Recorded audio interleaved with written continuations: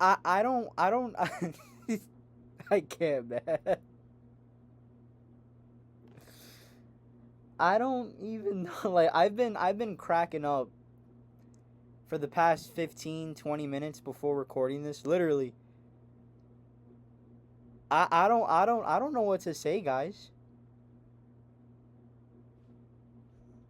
I genuinely don't know what to say. This has to listen, I've been watching sports my whole life. My earliest sports memories go back to when I was 4 years old, right? This has been my world ever since I first learned how to talk. And I could genuinely and legitimately say that in my 24 years of life, I have never seen a more confusing team than the 2026 Miami Marlins. Like, I have never, ever, ever seen a team that is so perplexing and confusing and just erratic as this Marlins team, man. You can't make it up. The Marlins pick up a win against the Cincinnati Reds by a score of 8-4 in Game 2 of a 3-game weekend set. What's up, everybody? Justin Perez back for the Sunshine Sports Podcast. And oh my God, guys. Like, coming into this game, we were coming off back-to-back embarrassments where the offense did not show up. You got maddoxed by Braxton Ashcraft in the series finale against Pittsburgh. An embarrassing performance, a blowout loss at home. And then you come out last night and you put up arguably your worst performance of the season. And you get shut out 1-0 in a game that was a complete waste of my time. And then all of a sudden today the offense looks like they're working again. So you go from back-to-back days of ineptitude at the batter's box to now all of a sudden, hey, we're scoring 8 runs and getting 14 hits. Like, seriously, guys, like, what the hell is going on? What the hell is going on with this team? What is going on with this offense? I can't even figure this out, man. Not even, dude, Albert Einstein can't even come up with the logical explanation as to what's going on right now.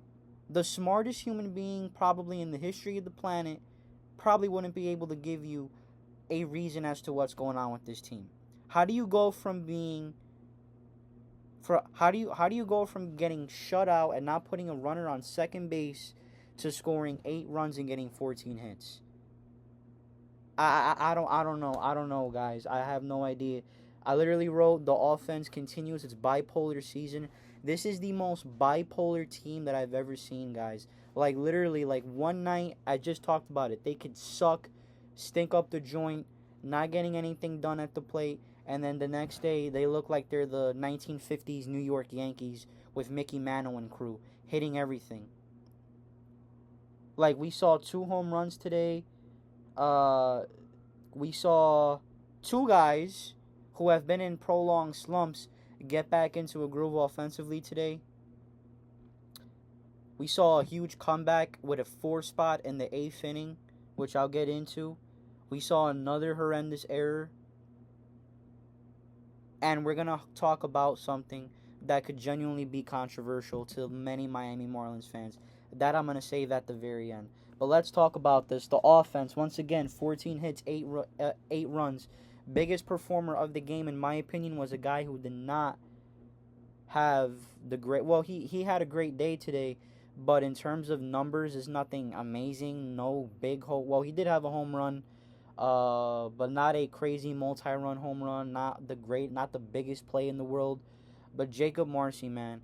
Jakob Marsee went 4 for 4 tonight with a home run and scoring 2 runs. It's his first 4-hit game since September of last year against Washington. It's the 3rd career 4-hit game for Jakob Marsee. Remember, this is his 2nd year in Major League Baseball. Last year was his rookie year.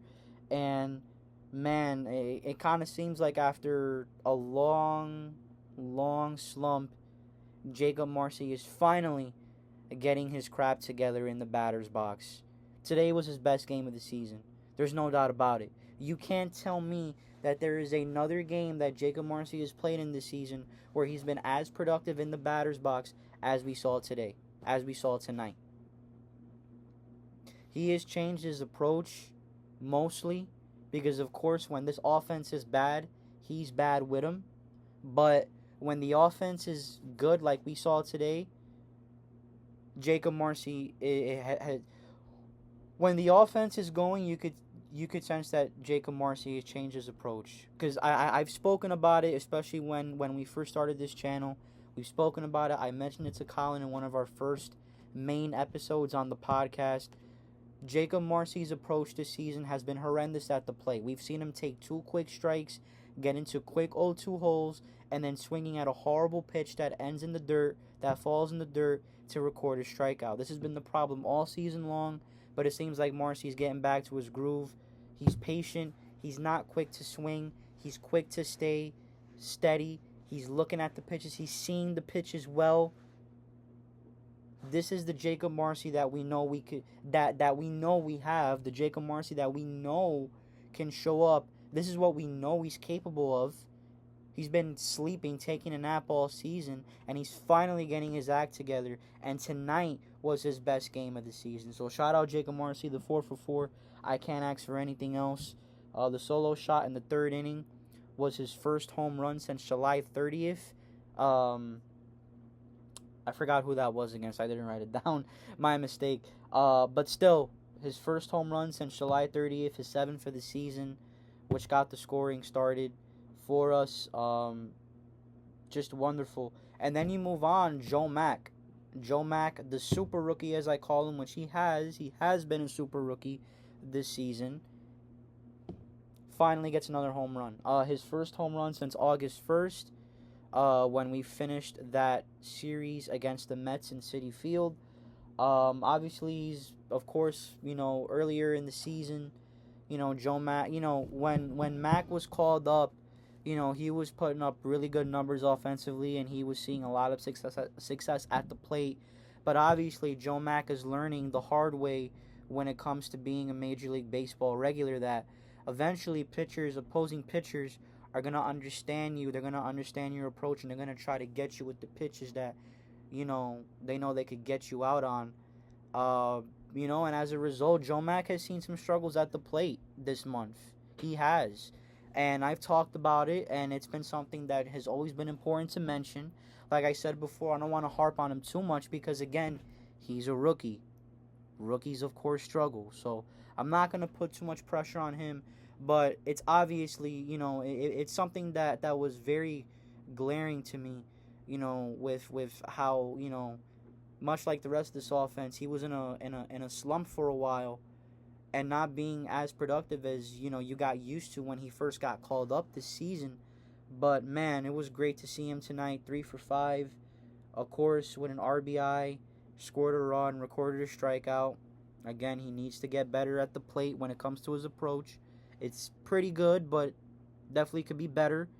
But Jesus Christ, man. A solo shot, 12th homer of the year in the 4th inning. So that was good by him. And then Joe Mack with his 12th home run.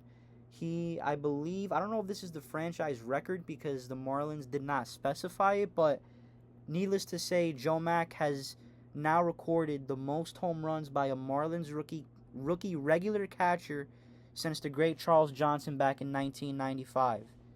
Shout out Charles Johnson, first ever draft pick of the Marlins back in 1992. University of Miami guy, World Series champion, one of the greatest players in Marlins history. So shout out to Joe Mack for breaking one of what I'm assuming is one of CJ's records. Charles Johnson, you talk about Charles Johnson. There's a lot of similarities. I've made the comparison between Joe Mack and Pudge Rodriguez. Well, you could kind of make the comparison with Charles Johnson too, because again, Charles Johnson, a power hitter, a really good defensive catcher. I think he won multiple Gold Gloves. I gotta double check, but he was a Gold Glover, one of the best catchers of his era. And you see a lot of Charles Johnson's game in Joe Mack's too. So it's kind of cool to see Joe Mack here getting some playing time and being a regular because, we're getting, like, glimpses of the past with some of the catchers that we've had. And we've had a lot of good catchers in our history, so it's kind of cool to see a guy coming in to our organization and giving, small resemblances of what we used to have here. So great stuff from Joe Mack.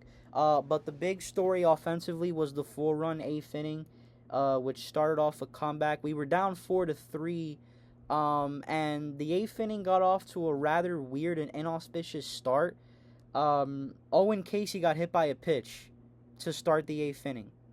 And he got hit by a pitch, and that then led up, again, we're just talking about Joe Mack. One of his 3 hits today came in the 8th inning. So Owen Casey gets hit by a pitch to start the inning, and then Joe Mack singles to right field, which advances Casey from first to third. So that was a big hit by Joe Mack there. And again, I've said it before, 2003 Florida Marlins, not Miami, Florida Marlins. The 2003 Marlins, what were they known for? Small ball. That's how we got to play. And we saw success with that in this inning. So Casey gets to third off of the Joe Mack single. No outs recorded, by the way, in the inning yet. Graham Pauley comes up to the plate. No pressure. No pressure. Make good contact with the ball. Sacrifice fly. We get the lead. Graham Pauley proceeds to do that. Again, classic small ball. Classic small ball. Stick to that. Stick to it. Draw a walk. Do what you got to do. Be patient. Get a big hit. Base hit. Double. Whatever the case may be. And then have a guy come in, get you a sac fly, bring in a run home easily to get you a lead. Great stuff there. Great job there. But it didn't end. So Paulie sac flies. Casey comes home to tie the game at 4. And then Eury Ruiz comes up, and Ruiz gets hit by a pitch as well. So we score to tie the game up, and then Eury Ruiz gets hit by a pitch, which then sends Joe Mack to second. So now you have Ruiz at first, Mack at second, and then this is where the stuff really starts getting fun. Clayton McCullough, ballsy decision, aggressive decision. Just talked about Jakob Marsee having a great night. He decides to take out Jakob Marsee and sub in Agustin Ramirez to pinch hit for him, and Aguagua proceeds to load the bases with a walk. You can't get any better than that. So we tie the game. Eury Ruiz gets hit by a pitch. Joe Mack advances to second. Clay McCullough subs out Jakob Marsee, gets Agustin to come up, pinch hit for him, and Agustin Ramirez draws a walk, which loads the bases. It doesn't end there, though, because then we got the next guy that comes up to bat, another Dominican Barry Bonds himself, Heriberto Hernandez, does the damn thing. With a 1-2 count, 2 outs in the inning, bases loaded, gives us the lead with a 2 RBI single. On a 2-strike count, mind you, Dominican Barry Bonds deciding to hit for average this time, and it works out, sending home 2 runs for us to give us a 6-4 lead, which we would never relinquish. So, just amazing. And then to end off the inning, Griffin Conine had a single as well, which sent home Xavier Edwards to give us a 7-4 lead. So just think about that. All the events that led up to that, the hit by pitch, the single, then the sac fly to tie the game, another hit by pitch, then of course the aggressive ballsy substitution to put Agustin Ramirez to pinch hit. That works out. The bases loaded walk. Boom, you get the lead with an Heriberto Hernandez single. A 2-out, 2-strike single to give you the lead in the bottom of the 8th inning. Clutch. And then in the 9th inning, Graham Pauley recorded, I believe, his 9th double of the season. to send home Owen Casey to make the score 8-4. Great stuff by the offense, man. But I will say this: we're in mid-August. And this team still doesn't know how to play consistently. That's concerning. We're nearing September, and we're now, we're still in the hunt for a playoff spot. So, guys, I'm asking nicely. Excuse my French, but keep this shit going. Keep this shit going. Don't stop. Do not stop. Keep it going. I don't want to see any more games where we have nobody at second base, 3 hits, we get shut out, only score. No, enough of that. What we saw tonight, keep this going. Keep it going. Great stuff by the offense today. Last thing before I talk about the pitching briefly. I said I was going to save that for the end. So let's talk about the pitching briefly. Ryan Gusto starts the game today. Of course, when Ryan Gusto starts, it's a bullpen game. And to be fair, Ryan Gusto was okay. I thought it was a decently good start. I'm not going to get on him too much. He did give up back-to-back solo homers in the 5th inning to Ke'Bryan Hayes and Matt McLain of Cincinnati, which kind of was deflating. And, obviously that was the lead that the Reds would get, the 4-3 lead, which was, it came off of those back-to-back solo shots in the 5th inning. But I thought Ryan Gusto was okay tonight, you know what I mean? He gave us 4 innings and 2/3, recorded 6 strikeouts. The only 2 runs the only 2 earned runs that he gave up were those solo shots. Didn't allow a multi-run homer. He didn't allow an inning to get out of control. He stayed with the course, and he was able to get his stuff done as best as he could today. The bullpen, lights out. Lights out, man.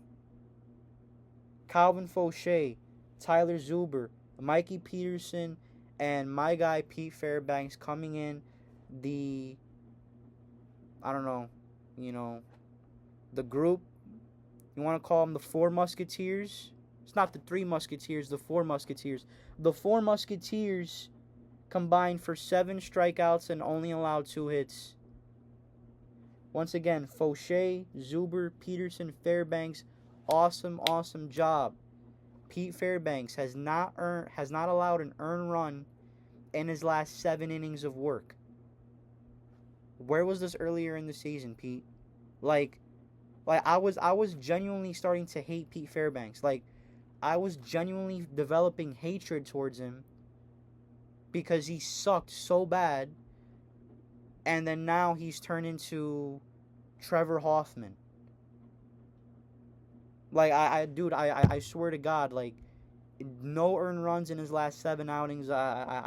If you would have told me in June that he would have done that, I would have laughed in your face, and I would have called you a liar. Well, guess what?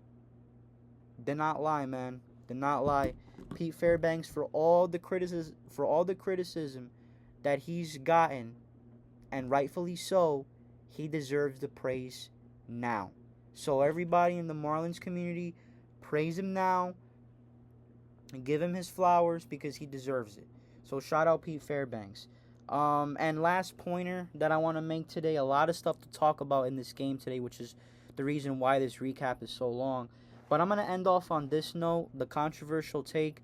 Otto Lopez has to be put on the injured list.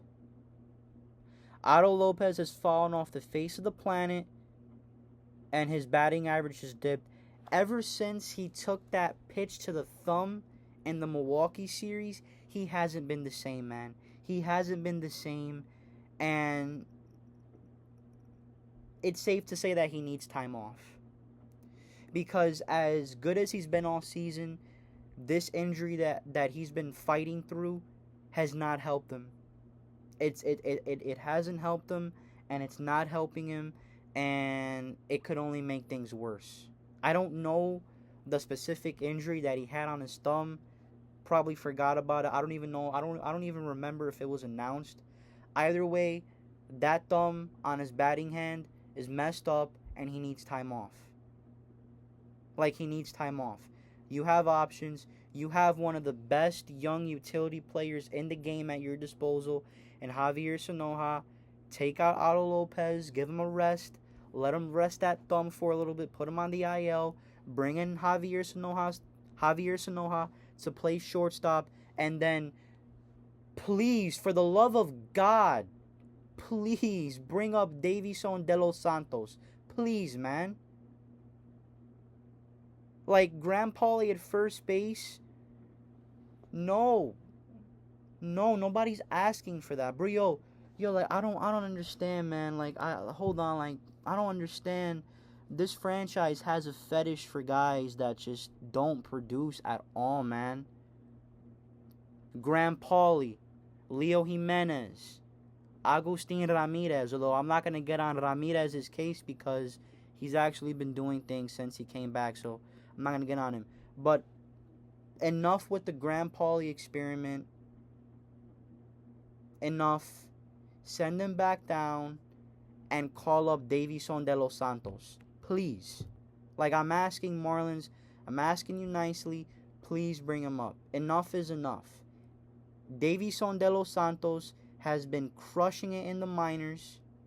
He's been crushing it in AAA. He has an OPS well over 800 at this point. He has a good batting average. Enough of the funny business. Miami Marlins, whoever the hell's in charge, Peter Bendix, I don't know who's in charge of the call-ups. Whoever's in charge, enough. Enough is enough. Nobody wants to see Graham Pauley at first base. I'm not trying to be disrespectful.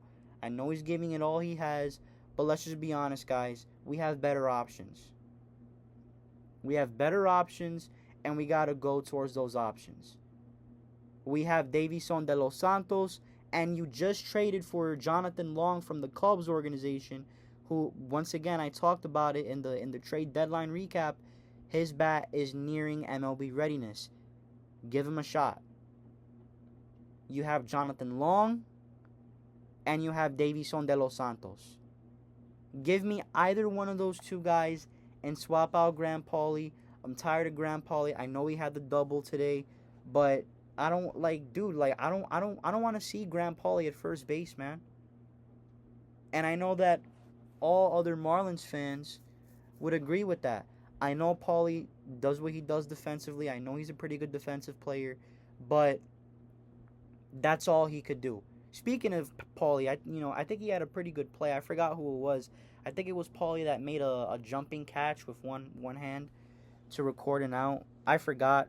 Kind of hectic in my house today during the game. My younger brother came back from I guess a vacation. So obviously I was talking with him and I missed a few things, or I forgot a few things. But great stuff. But I don't want to see Graham Pauley at first base. You have De Los Santos and you have Jonathan Long. Bring one of those guys up and to play first base. Put Otto Lopez on the IL and bring Javier Sanoja up. Otto Lopez has to sit, man. He has to sit. He needs a breather. He's been busting his ass all season long. He's been giving us a lot of great games. He needs a rest.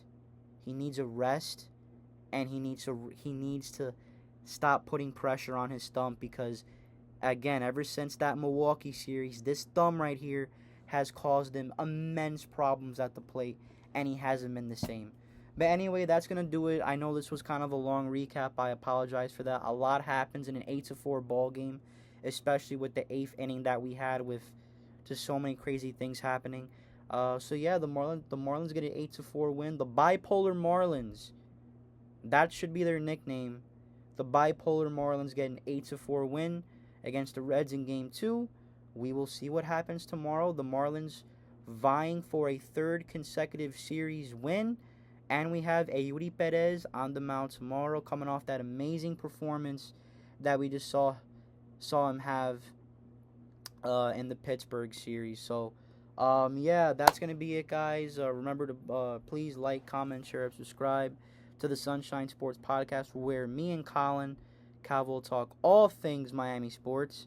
That's gonna do it. So that's it, guys. Marlins win. Hopefully we get the series win tomorrow. Hey, Eury, have another damn good performance, man. Keep doing that thing.